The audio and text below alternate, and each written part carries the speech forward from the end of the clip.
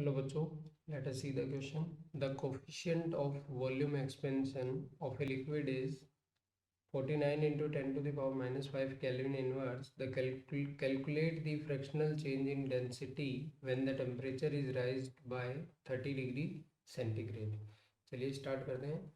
अपने को एक तो वैल्यू दे रखी है the coefficient of volume expansion. Coefficient of volume expansion कितना दे रखा है?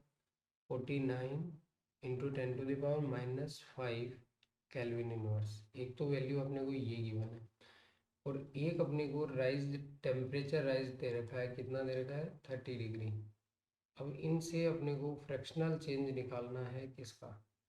देखिए इनडायरेक्टली अपन फ्रैक्शनल चेंज डेंसिटी पर न जाकर के अपन पहले क्या जाएंगे, वॉल्यूम में चेंज निकालेंगे। सबसे पहले आप क्या करो, वॉल्यूम में चेंज निकालने की कोशिश करो और उससे अपन कोई ना कोई आंसर बनाएंगे। देखिए सबसे पहले अपन क्या करते हैं, चेंज इन वॉल्यूम निकालने की कोशिश करते हैं। गिवन डेटा मैंने आपको सारे बताई दिए हैं। Let start the solution. Let start the solution. Let start the solution.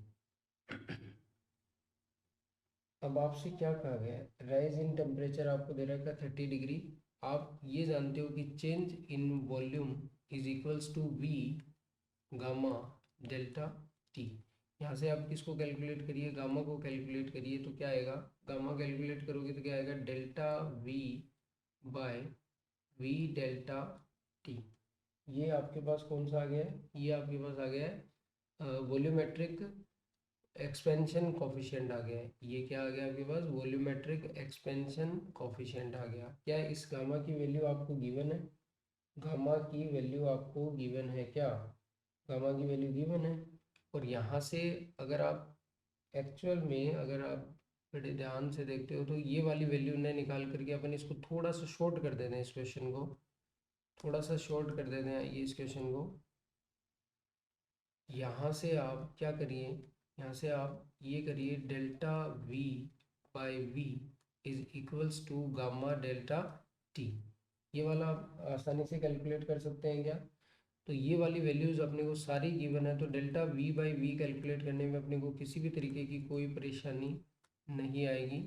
10⁻⁵ into temperature rise 30 degree. Temperature rise is 30 degree. जब आप इसको कैलकुलेट करते हो तो आपके पास आंसर आता है 0.0147। ये आपके पास किसका आंसर है? ये आपके पास आंसर है द फ्रैक्शनल वॉल्यूम चेंज का। फ्रैक्शनल वॉल्यूम चेंज का। अब इस क्वेश्चन के कॉन्सेप्ट पे आते हैं। देखिए अब इस क्वेश्चन के अपन कॉन्सेप्ट पे आते हैं। कॉन्सेप्ट क्या कहता है, ध्यान से सुनिए। कॉन्सेप्ट क्या है कि जब इसके अंदर किसी भी लिक्विड का अपन ने क्या करा है, एक्सपेंशन किया है, तो आप एक चीज़ अच्छी तरीके से जानते हो, mass remains constant. Mass remains constant. अगर मास कांस्टेंट है तो आप जानते हो मास अगर कांस्टेंट है तो रो इज इक्वल्स टू क्या होता है? एम बाई वी होता है क्या? तो यहाँ पर जो आपने फ्रैक्शनल चेंज वॉल्यूम में निकाला है, fractional change, fractional change in volume is equals to fractional change in density. Fractional change in density. अगर मास कांस्टेंट नहीं रहता तो अपन ये बात नहीं लिख पाते थे।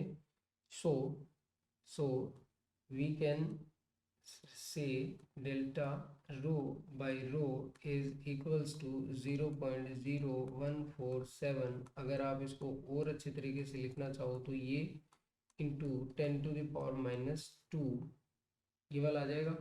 अब ऑप्शन देखोगे ना तो अपने को इसका क्या करना पड़ेगा? राउंड ऑफ करना पड़ेगा इस वैल्यू को। इस वैल्यू को क्या करना पड़ेगा? राउंड ऑफ करना पड़ेगा। जब ये वाला जो ड्रॉप डिजिट है ये 5 से ज़्यादा होता है तो अपन क्या कर देते हैं, प्रेसिडिंग को 1 से बढ़ा देते हैं। तो ये वाला जो आंसर आएगा, ये वाला जो आंसर आएगा वो राउंड ऑफ करके कितना आएगा? 1.5 into 10⁻⁻²। So final answer of this question is 1.5 into 10 to the power minus 2, 10 to the power minus 2. चलिए भी, option C is correct answer, option C is correct answer. Thank you, best of luck.